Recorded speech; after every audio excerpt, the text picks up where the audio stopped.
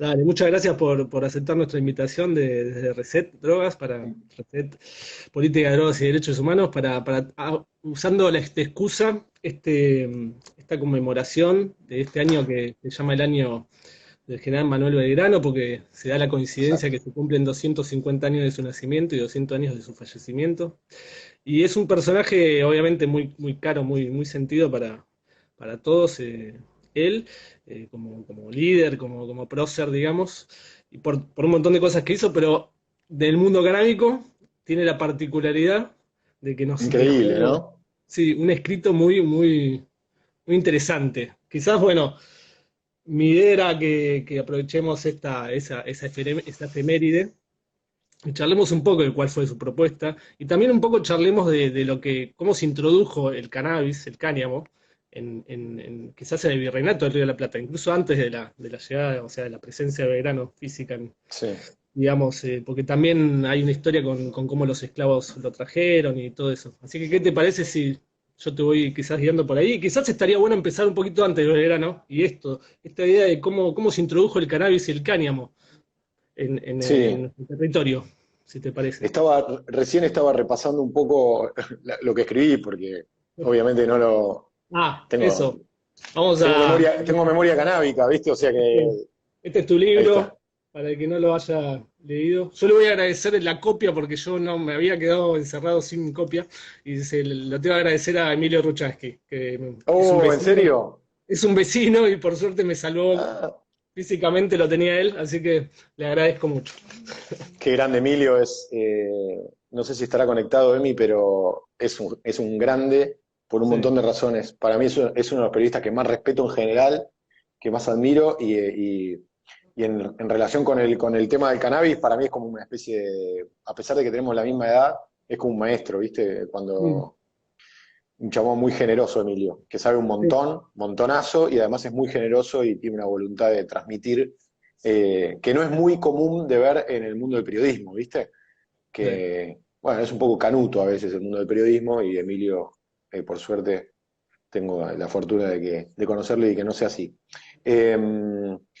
Eh, Belgrano, claro, antes de Belgrano, para volver a lo que me decías, antes de Belgrano ya la corona española había intentado instalar o prender o traer, mejor dicho, eh, semillas, entre ellas la del cáñamo. Lo intentó de México para abajo en todos lados.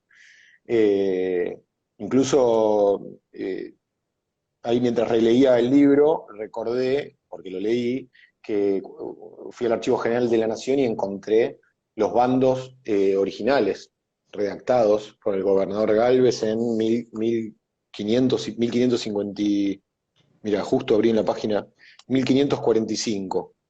Eh, o sea que en realidad Belgrano escribió estas memorias en 1797, más o menos, pero ya casi 200 años, más de 200 años antes, ya España había estado interesada en traer, o sea, pensá, 200 años antes, Argentina Sí. tiene 200 años, o sea que es un montón, 200 años, o sea, 200 años de Belgrano ya se había intentado traer.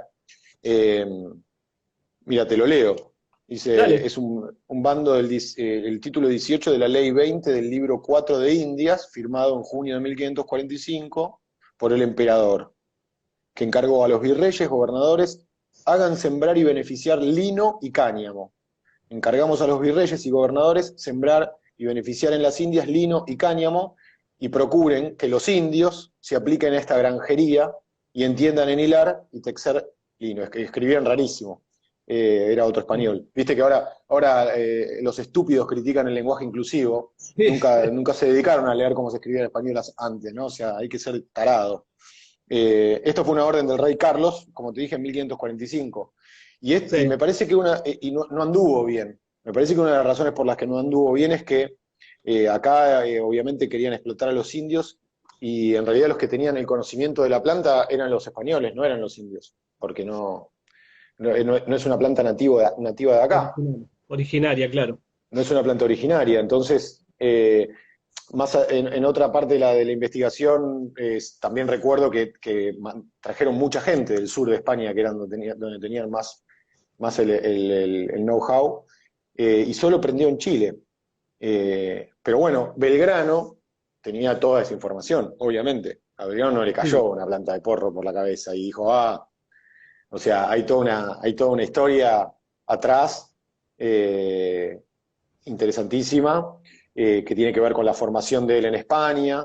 Belgrano se formó en España, tiene que ver con la lectura de los fisiócratas, que estaba muy en boga en ese momento, que era un paradigma nuevo.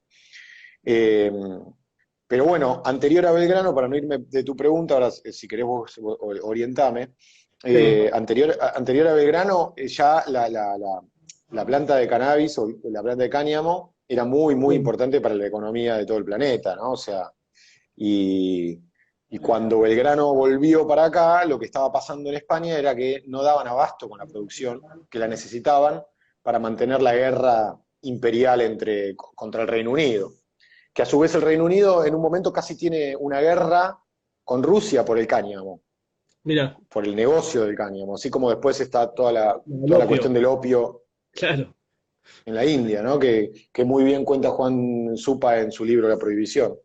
sí, Eh, entonces, bueno, también esto nos ayuda a entender que, primero que sobre todo, ante todo, la planta de cannabis es eso, una planta, ¿no? Y todo lo que vino después de la prohibición es ridículo, es como prohibir el Malbón.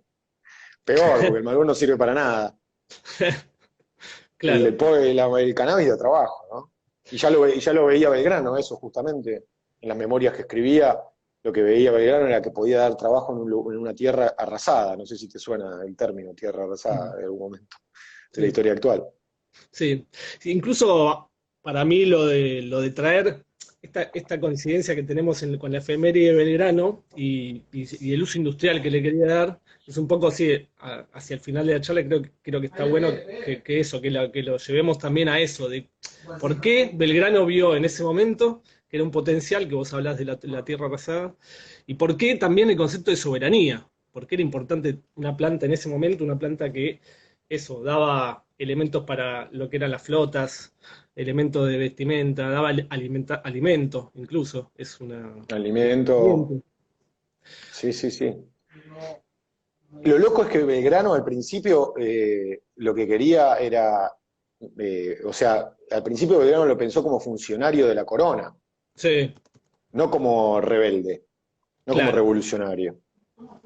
Digo, eso es lo que se deja ver por lo que hay, ¿no? Por la información que hay. Sí, sí, sí. No quiere decir que Belgrano no estuviera ya craneando que una vez consolidado la escuela naval en lo que era el virreinato, una vez consolidada la producción, una vez teniendo, después, bueno, hubiera sido más fácil romper, ¿no? Claro, Romper todo desde adentro. claro. Creo, desde mi análisis, yo no soy historiador, pero mi análisis un poco es ese. Medio que la corona le dijo medio que no, un poco porque les cagaba el negocio a los monopolistas de Cádiz y otro poco porque le iba a dar muchas herramientas a... O sea, el escenario político no era el mismo del 1545 cuando el rey Carlos ordenó traer el cáñamo para acá. El escenario Claro. político al borde del 1800 ya era otra historia. O sea, ya probablemente no le convenía a la corona generar un movimiento económico acá, tan lejos y dando tantas utilidades, ¿no? Claro. Y volviendo un poquito entonces, un poco para atrás, también la utilización de los esclavos negros que tenían con el cáñamo, porque obviamente toda esa utilización que tenía Belgrano era con el uso industrial del cáñamo, lo que Sí, sabemos que se utilizaba para las flotas mercantes y un montón de utilidades que tenían que ver con usos industriales o industrializables o cosas tangibles. Pero tenemos el uso psicoactivo de la planta, sí. que incluso se puede pensar en que es una planta, bueno, son plantas, ya sabemos que las hembras son las que le pegan, por ejemplo, que el cáñamo que se usa para uso industrial tiene otras características y todo, pero eh, los esclavos que llegaban de África, que llegaron con las colonias, sobre todo portuguesas al principio, trajeron la semilla de cannabis, e incluso vos nombrás en tu investigación una palabra que es el pango. Pango. pango, que era así como lo llamaban. Claro, en Angola pango se le dice al cáñamo, al cannabis.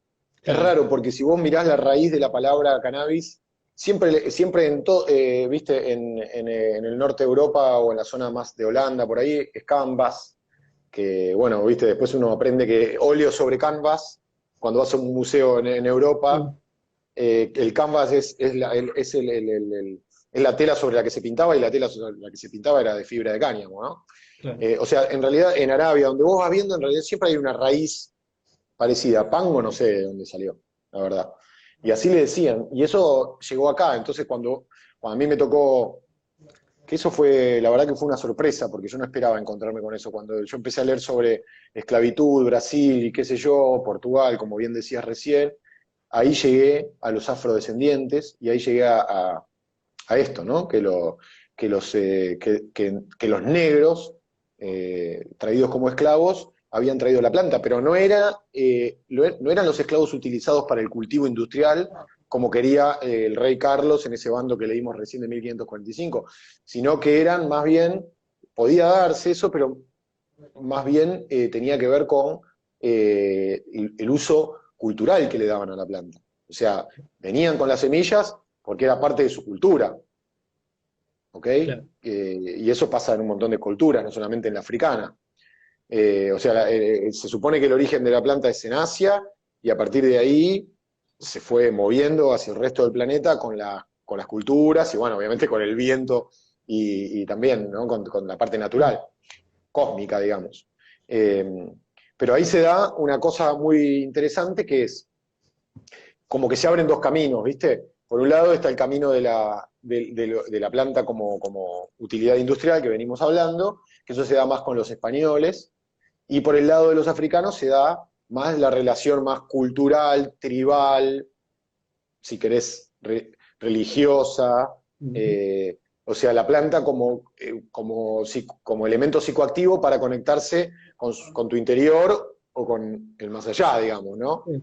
Incluso siguiendo un poco la, Una planta, perdón, una planta más de las plantas sagradas que son cientos, sí. miles. Sí, sí, si hablamos de las culturas originarias, como antes decíamos que no era una planta originaria, si vamos a las plantas originarias de nuestro continente, estaba la coca, estaba el San Pedro, estaba, bueno, ya sabemos todas las que atravesaban toda la cordillera, un montón. No, no, y un poco lo que vos decías recién, que decís que por un lado está el camino de los españoles con la planta, que sobre todo pegó en Chile el uso del cáñamo industrial, como vos haces referencia del libro y estabas Sí, explicando recién, y por el sí. otro, paralelamente, el uso que le daban los negros en Argentina, siguió también en forma paralela, que llegó hasta la época de Rosas, incluso vos decís en un momento que el candombe y el pongo en la época de Rosas era como una combinación muy buena, que tenían una esperanza, cierta esperanza en Rosas, los esclavos, que, va, no, en ese momento todavía esclavos, ¿no? Que hasta la liberación el cambio de la Constitución de 1853 eran esclavos, ¿no?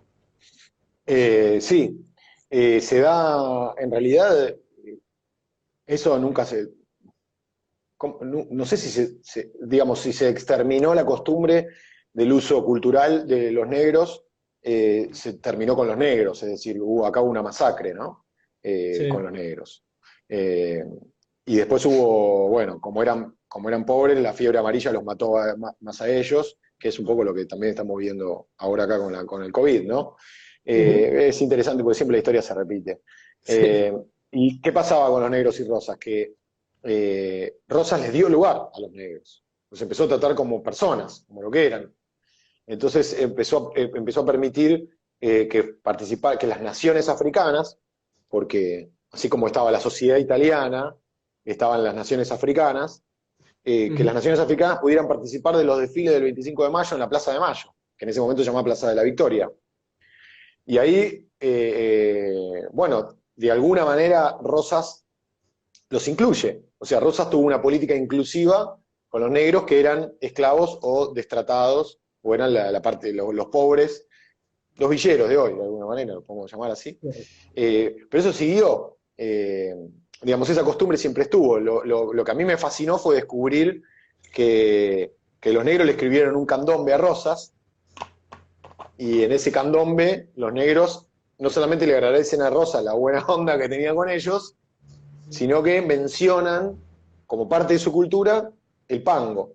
Hay un pasaje, si querés lo busco y lo leemos, cantamos, eh, pero Acabo hay un la... pasaje que dice pitando pango, ¿viste? Esperá, a Sí, ver sí, si lo busco. Eh, voy a acá buscarlo está, tranquilo. acá está. Hay muchas partes muy interesantes. A mí me ayudó mucho para investigar este capítulo que se llama Pango. Sí, Me ayudó mucho un descubrimiento que es un diccionario de africanismos sí, de Néstor Ortiz Oderigo, ¿viste? lo Que marcás además como un libro espectacular. es espectacular, porque además uno aprende que un montón de las palabras que usa tienen el origen africano, que es un origen, o sea, nosotros estamos atravesados por la cultura africana, pero de alguna manera eso ha sido borrado por el mitrismo, ¿no? El mitrismo que es el que hoy te pone en la tapa de La Nación eh, esta la frase de hoy que es increíble, ¿no? Cuidemos lo nuestro, dice. Cuidemos lo Dice nuestro. la foto de tapa de La Nación de hoy, que es el mitrismo te cuenta la misma historia, te la cuenta ahora y te la contaba en esa época. Sí, y La ayer puso el cultura obelisco con soja. Ayer llenó el obelisco de soja, ¿viste? Bueno, eso sigue estando. Hay que hacerse cargo de eso también. Sí, Eh, y, y esto pasaba en esa época y esa cultura se desterró. Pero, como dice, marica, cumbia, chongo, chimango, milonga, mina, mucama, chicana, son todas palabras africanas. Malambo, ají, bochinche, quilombo, incluso tango son palabras africanas. Y bueno, pango no nos quedó en ese arrastre. Es decir, hubo un corte ahí, un corte cultural. Evidentemente, en algún momento se dejó de fumar porro. Se ujú. mataron y se murieron los negros y me parece que ahí se dejó, por lo menos en Argentina, ¿no? Se dejó de fumar porro. Eh, pero la canción que le dedican los negros, las naciones africanas a Rosas, la estoy buscando, Busque. eh, acá está.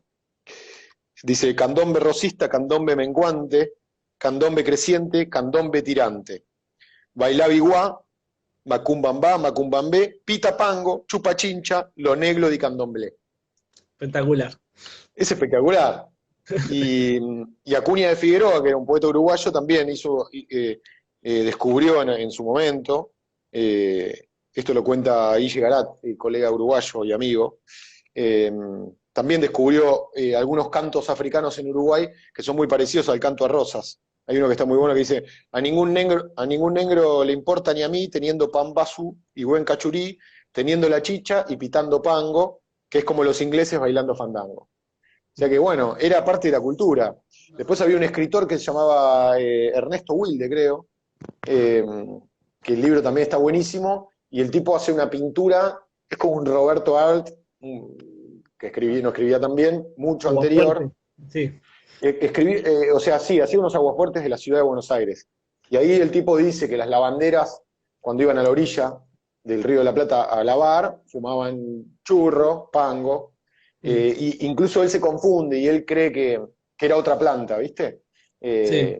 Esas confusiones después quedaron a lo largo de los años, por el desconocimiento. Pero ahí dice que, bueno, que los negros y las negras fumaban. Así que en realidad nuestra historia con la marihuana no está muy lejos de arrancar con los hippies de los años 60, 70. O sea, Mm, es mucho anterior. Lo que pasa que, bueno, es una gran metáfora esto de que nos taparon esa historia, ¿no? claro. Ha Y quedado desterrada. ahora que nombrás a los hippies de los 60, 70, está bueno para hacer un salto un poco para seguir la historia del cáñamo a nivel industrial, o como puede ser una alternativa, ¿no? Eh, Saltar a la historia de Jauregui y la linera bonaerense, quizás que es otro de Sí, los capítulos que está en tu libro. Para el que no lo leyó, por ahí no tiene tanto conocimiento, la linera bonaerense era una empresa que ya estaba hace muchísimos años en el país, pero en un momento empieza a plantar cáñamo. Eh, Fue una empresa que primero, no me acuerdo de la nacionalidad exacta ahora de Wilde, ahora belga, no sé qué era. Belga, belga, belga. belga. Julio Eh, Steverling. Julio Steverling, exactamente. Y él se instala primero en otra parte, pero finalmente monta una fábrica ahí en Jauregui al lado de Luján, ¿no? Ahí muy cerquita de Luján. Exacto. Y bueno, y lo que antes solo era importar telas de Bélgica, después se empieza a producir acá. Y, y bueno, y llega a plantar experimentalmente al principio cáñamo y después Exacto. llega a unas interesantes cantidades de hectáreas después. Sí, Quizás está 400 bueno, hectáreas llegó a tener. sí, está bueno quizás que eso, si querés que hablemos un poquito del experimento Jauregui. Sí, que tiene antecedentes. No es que Belgrano se corta Sí, y aparece Steverlink en el 40-50 y planta.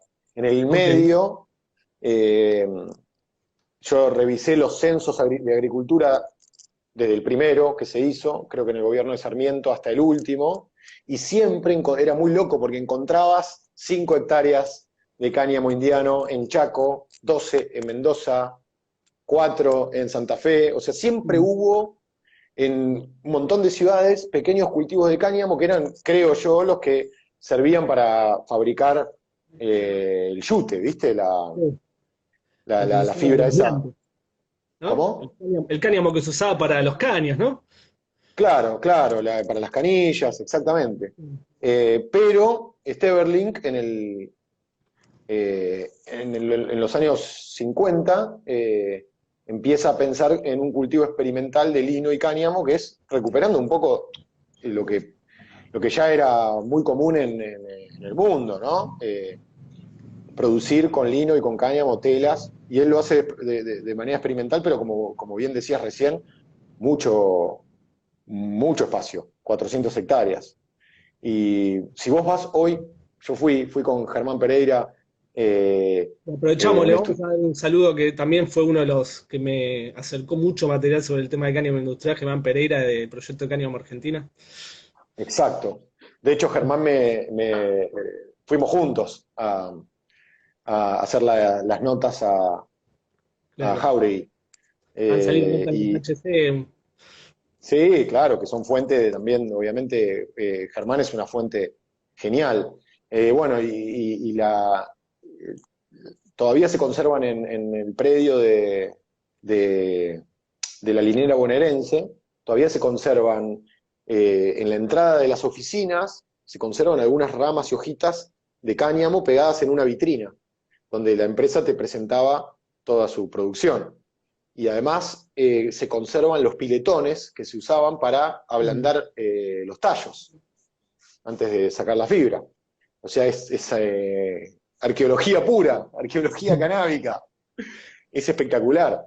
Eh, Y como aparte, en tantas perdón, otras. hay una identidad muy fuerte de los algunos trabajadores que todavía están ahí o trabajadoras y por eso también, aunque el lugar obviamente está en estado de abandono, igual hay una raíz muy fuerte porque el proyecto que tenía esta línea bonaerense era como una mini ciudad, tenía todo ese concepto como que la crítica que le hace supuestamente Eva en el oído a él, que es, nos molesta que haya hecho peronismo antes de Perón, le dice, ¿no?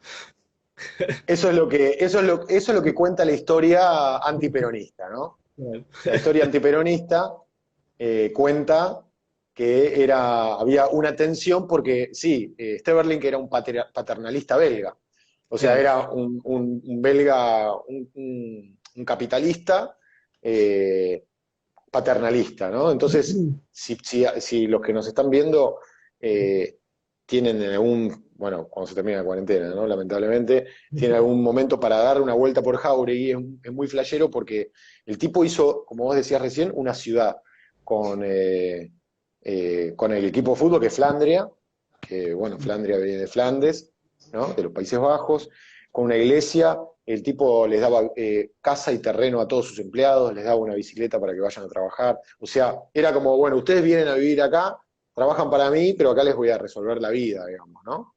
Un experimento interesante para la época, hoy sería medio raro, eh, y bueno, ahí hay una reunión en un momento de tensión con Eva, y bueno, digamos, la historia antiperonista dice que a Eva le molestaba eso, de Steverlink. Pero lo cierto es que el tipo, te guste o no, políticamente, como pensara y todo, fue un visionario. Y de manera absurda, como todo lo que sucedió durante la última dictadura militar, eso se termina con el gobierno militar que pensaba, bueno, no muy distinto a lo que piensa Patricia Bullrich hoy, que era droga, ¿viste? Que lo que estaban cultivando ahí era droga con un fin de narcotráfico para romper las mentes de los jóvenes Mm. argentinos, eh, y metieron preso al gerente. Ah, sí, no Metieron, sé si sabía que habían llegado a meter preso al gerente. Pensé que sí, habían estuvo. hecho una obligación de que cierren y que nunca se sabe, ¿viste? Porque también cuando te dicen ese mensaje de que no es droga, siempre hay un trasfondo económico y por ahí querían pasarle a alguno que tenía una fábrica de nylon. Es que además estaba, o sea, fue también el momento de quiebre en la industria nacional de pasar al Mm, nylon, a lo sintético, mm, obviamente. claro, Eh, pero bueno, el gerente, que su apellido era Batallanes, estuvo un mes preso, mira. un mes. Y para mí lo más poético y lo más lindo que pasa con la historia de Jáuregui es que los militares metieron presos a los directivos de la empresa, levantaron todo el cultivo, pero no pudieron con la planta.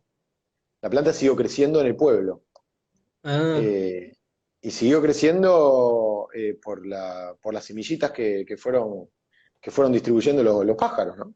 Entonces la planta crecía en las casas, en los jardines, en las veredas. Y lo otro interesante es que uno de los empleados nos contaba, cuando fuimos con Germán y con su compañera, nos contaban que iban a buscar, los vecinos, iban a pedirle semillas a la linera bonaerense para sus pájaros, porque cuando les daban semillas de cáñamo, los pájaros cantaban más. esa es hermosa. Es espectacular, es espectacular. Pero no, porque te lo digo yo y vos decís, si este fumón está haciendo, viste, apología con los pajaritos. No, me lo dijo, nos lo dijo un empleado de ahí, ¿no? Claro. Muy bueno. Y después iban los hippies, se había corrido la bola de que había cannabis, y iban los hippies a robarse las plantas, sin saber, Se tomaban obviamente, el tren, ¿no? Decían. se tomaban el tren o iban en bondi y se afanaban las plantas y fumaban cualquier cosa, porque en realidad no sabían que se fumaba la flor, y además la flor no crecía en esas plantas porque estaban dispuestas, cultivadas para desarrollar un tallo, no una flor. Entonces, bueno, toda una gran confusión, ¿no? Viste, ahí acotan también como se vio ahora crecer en las canchas de fútbol. Las, las semillas Claro, no en la existen. cancha, Las semillas son así. la planta, por eso la planta, bueno, por eso la planta acompaña al ser humano hace 10.000 años. Y no hay prohibición que pueda con la planta. O sea, todo lo que pasa, la foto de la plantita creciendo en la cancha de Brown de Adrogué, esto que contaban, esto de las plantas guachas la planta resiste, y además va a seguir existiendo cuando nosotros como humanos dejemos de existir, que Mm. por lo que estamos viendo no falta tanto. Casi que estamos, por la duda, estemos atentos, es verdad. Che, Por la duda y tenemos semillitas ahí para que crezcan solas y sí, sí, sí, sí, siempre disfruten semillitas los pájaros. en un bolsillo con un Claro, agujero, semillitas. exacto. Che, y si, y si, y después de Jauregui, porque vos bien planteaste, que yo no lo había contado, que no podemos decir que después de Belgrano apareció 40 años después, sino que siempre hubo plantaciones aquí, plantaciones allá, un poquito acá en los censos agropecuarios de la planta. ¿Qué pasó después de Jauregui? ¿Hubo en Y algún no, censo? ahí, Ya, ahí ¿cómo? podemos decir que sí, ahí podemos decir que ya no se plantó nunca más cáñamo, por lo menos legalmente. Eh, no recuerdo si se siguió plantando, así como te digo, pequeñísimas hectáreas en algún lugar. Tendría que revisar Ah, pero el libro o los archivos de los censos. Pero no. O sea, lo que viene después en la historia de la marihuana en Argentina es mm, los hippies. Después ya vienen los hippies, los primeros chaboncitos que iban de vacaciones a Brasil, o les caía un punto rojo de Colombia, o se corría la bola de Pedro Juan Caballero, y los primeros aventureros que agarraban el auto y de pasada de Brasil o se iban a buscar porro a Paraguay, mm, le compraban a los campesinos y la traían. Y ahí aparecen los primeros pequeños tranzas, con Claro, una candidez e inocencia total, porque en realidad, más que tranzas, eran chabones que iban y traían para todos. Y después, nada, se repartía. claro, No hay mucha diferencia de los que hoy tienen una cosecha sobrada y te venden el frasco. claro, Saquémonos la careta, esa gente tiene que ir presa, ¿no? Hay que claro, regularlo. No tiene que ir claro. presa. Bueno, esto en su momento fue igual. Iban a buscar el porro y bueno, pero así nacieron los primeros aventureros que fueron los primeros que empezaron a vender. Pero eso ya es más ya empieza la historia de los hippies, la historia del rock argentino, el consumo cultural ya desde ahí, ¿no? Ya mucho más, Mm. mucho más instalado el concepto droga, el prejuicio que hay sobre las sustancias prohibidas, y, y bueno, no te olvides que después de eso viene la lucha armada, ¿no? Y ahí se puso heavy, y entonces los que estaban afuera de eso y fumaban churro, yo entrevisté un par y te cuentan que en realidad podían fumar churro en cualquier esquina porque nadie reconocía el olor. O sea, era tan, era tan particular, digamos, tan poco común, que, y eso también queda a las claras con la película Humo de Marihuana, por ejemplo, ¿no? Que yo también le dedico un capítulo Esa es la de Emilio que se Dizzi, ¿no? llama, claro, que se llama Emilio Dizzi debutó con un porro. Sí. Eh, Claro, porque esa película lo que te muestra es la desinformación que había, ¿no? La idea completamente absurda, equivocada de lo que era la marihuana. Y bueno, uno entiende que la prohibición estaba, o sea, estaban prohibiendo eso que contaba Humo Marihuana, que no era marihuana, que era Claro. nada. Es nuestra Eh, Reefer Madness, ¿no? sí, Es nuestra sí. Reefer Madness, un poco. Hay dos películas, esa y hay una anterior que se llama Marihuana, Marihuana sola, sí. Sí, Marihuana Sola, que es de unos 10 años antes. Pero esta fue hecha en ese momento era sí, un director un reconocido. era por ahí el más importante del momento, Ujú. uno de los más importantes. No te digo Campanella pero bueno, puede ser. No sé si era tan gorila de Mare como No, Campanella. no tengo tampoco la información. No sé, Pero no sé estaba, si odiaba tanto al pero si peronismo. podía filmar en esa época, seguro que no era peronista. Claro, Porque estamos hablando de claro, la época de la proscripción peronista full. Imagínate exacto. que un par de años Onganía, después, en el 69, estaban filmando La Hora de los Hornos en la clandestinidad absoluta. claro, exacto. Ahora, yo le pregunté a los actores que pude entrevistar, Emilio Dizzi, eh, Marcelo López Rey, ¿a quién más entrevisté? Algunos más, no me acuerdo ahora, y un par de periodistas de la época, periodistas del espectáculo, y Sí, de Mares no tenía la menor idea. O sea, mi sospecha inicial, mi hipótesis inicial antes de investigarlo, era que él estaba haciendo una película para la dictadura, para bajar una línea, tipo Richard claro. Madness. Ahí dicen que Eh, aclaran que era gorila, confirman una programadora y de cine sí. importante, así que Mirá, sí era gorila, dice Malenilla, ¿no? sí, Eh, bueno, era obvio, pero si De Mare tuvo un acuerdo con la dictadura del momento, no lo sabe, yo no lo pude averiguar. Según me claro, dijeron los actores, no, se hizo en base a un prejuicio. Y Emilio Dizzi me decía, De Mare tomaba cocaína como un sacado en esa época. El bien, prejuicio que él tenía era sobre la marihuana y no entendía nada de marihuana, no sabía lo que bien, era y por eso la película era cualquier cosa, porque fuman así, bien. eh, los Tienen efectos espasmos. que, sí, los efectos que retratan son cualquier cosa, eh, bueno, todo, ¿no? Bueno, fíjate qué loco, porque la película arranca, obviamente la pueden ver en YouTube, está en partes, pero está toda. La película arranca con el baile de una afrodescendiente y de Bien, fondo es como una escena toda re loca y de fondo unas voces deformes que dicen Macumba, Macoña, Macumba, Macoña, ¿viste? Y es como una disco, un sótano, y alguien se desmaya y aparece un médico y dice marihuana, como, ¿viste?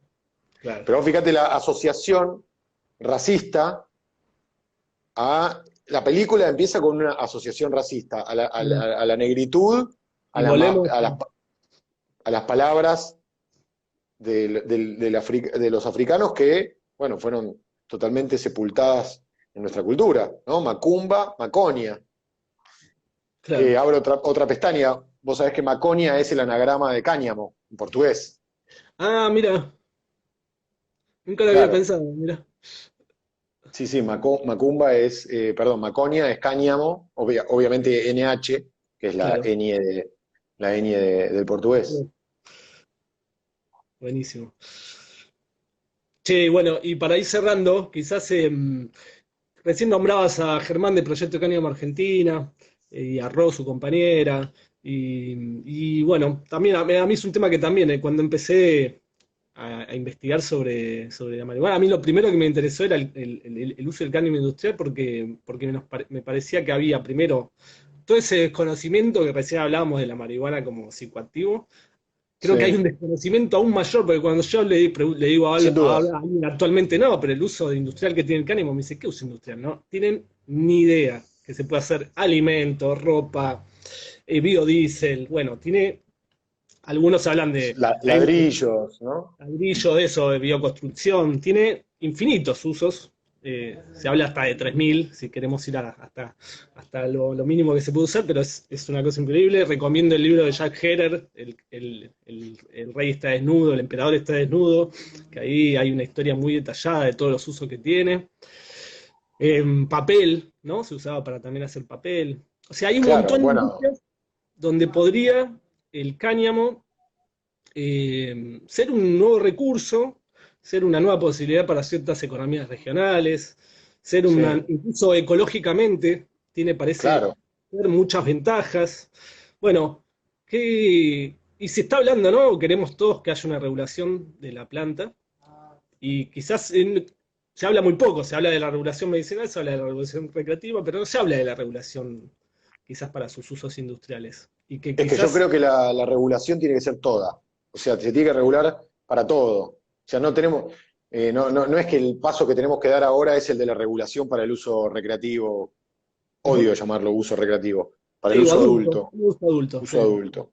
Tiene que ser todo. O sea, tiene que regularse para que se empiecen a hacer por lo menos pequeños emprendimientos o grandes o los que quiera de uso industrial. Y yo creo que, digamos, además, no sé qué edad tenés vos, yo tengo 40, no 22. sé, ¿42 tenés? Mm. Tenemos la misma edad.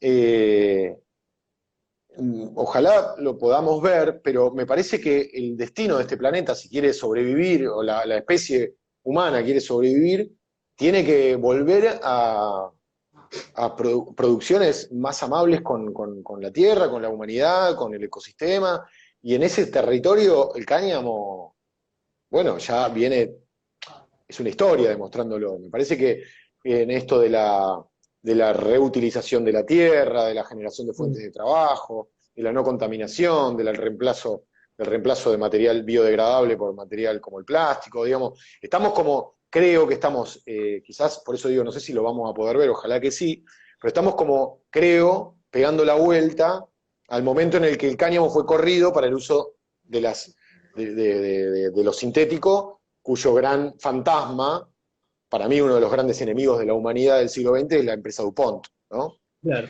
Que además, digamos, además fomentó guerras para vender su pólvora, hizo, o sea, todo mal. Si hay un lugar horrible es DuPont. Vos sabés que yo estuve en, en, en la fábrica DuPont en Delaware, en el pequeño estado, ¿cómo se dice? Es un estado, una zona franca, donde lavan Uh. la guita todas las empresas, incluidas las de acá como el Grupo Clarín. Ah, está ahí, Eh, encima en Delaware, que es Obvio, paraíso fiscal dentro de Estados Unidos. paraíso fiscal, no me salía el término. Es un paraíso fiscal, Delaware que está cerca de Washington. Sí. Ahí lavan la guita todas las empresas, o no sé qué hacen, No y solo ahí las el Grupo empresas. Clarín tiene, sí, no son las empresas. Lo Lavan de, las- es un lugar, claro. Bueno, yo estuve ahí, fui por un viaje laboral. Y es impresionante o sea, ellos desarrollaron un montón de cosas, pero está documentado, o sea, es un hecho que DuPont tuvo mucho que ver con la prohibición del cannabis en el 36-37. Claro, Muchísimo que ver. Para con la volver a ayuda lo que hablábamos antes, sí, ¿cómo? Perdón. con la ayuda de Aslinger. Claro, en realidad Aslinger fue, digamos, hizo lobby, entre otros para ellos, ¿no? Sí, Además había una relación familiar entre Aslinger y los sí, DuPont. tenían un parentesco, sí. Había un parentesco. Pero para volver, digo, en ese momento la innovación, que eran los productos sintéticos, sacó esto, ¿no? Y ahora me parece que me da la sensación de que en realidad el mundo, o sea, si quiere sobrevivir, tiene que volver a utilizar este tipo de recursos, energías más renovables, y ahí me parece que vamos a volver de alguna u otra manera a eso, no sé a qué escala, pero hoy pensemos en Argentina, pensemos que se le podría dar laburo a un montón de gente, ¿no? Claro. En el momento en el que los jornaleros del campo que no laburan con la soja podrían laburar con el cáñamo, y de ahí para toda la cadena productiva, bueno, es un montón. La verdad es que falta falta más que se derriben más prejuicios y que, bueno, podamos militar también esa parte de la planta, que es Bien. la parte comercial e industrial. Che, no sé si te quedó algo en el tintero que quieras para ir cerrando. ¿Te No, parece? no, vos, a pesar de que estaba invertido los roles visuales, vos sos, esta vez el entrevistado soy yo. Así que manejá los tiempos vos. Yo no, yo creo que más o menos, por lo menos de mi expectativa, pasamos un poco por todos lo que quería charlar con vos. La referencia que quería traer un poco para recordar a lo que nos dejó también Belgrano, aunque no lo hubiéramos imaginado nunca cuando en el colegio nos hablaban de él, también dejó su semillita también sobre el tema del cáñamo. Y, y bueno, creo que pasamos. Es más, estaba buscando acá, me gustaría cerrar, si te parece, con una cosa que pones en tu libro hacia el final del primer capítulo, que es un escrito de Massetti. Ah, mirá. No sé si te parece que habla del revolucionario, me parece que es un buen cierre. Sí, ¿Te sí, parece? sí, dale, dale, dale. Sí, Bueno, es vos un gran decís en tu cierre, un libro gran cierre. bueno, Massetti escribe, después de volver de conocer al Che, ¿no? Y a la Revolución Cubana, escribe, ningún revolucionario... Perdóname, perdón, Perdón. no solamente que la conoció, sino que la integró, la participó, fue Sí, sí, sí. Y después también en una... Bolivia, obviamente. Exacto. Perdón, con el delay te interrumpí la lectura, No, disculpa. no, no te da problema. Bueno, entonces Jorge Ricardo Massetti, el periodista, escribe, ningún revolucionario termina sin prolongarse en su lucha y en su ejemplo. Su grito jamás se apaga, sin que encuentre el eco de 1000 gargantas jóvenes que lo renueven. Su sangre jamás se coagula, sin que la asimile la tierra por la cual la derramó. Esa es su única, íntima y reconfortante recompensa. Me parecía que estaba bueno, Tremendo, sí, porque habla espectacular. de revolucionarios, habla de que se prolongan los jóvenes, o sea, las nuevas generaciones, Exacto.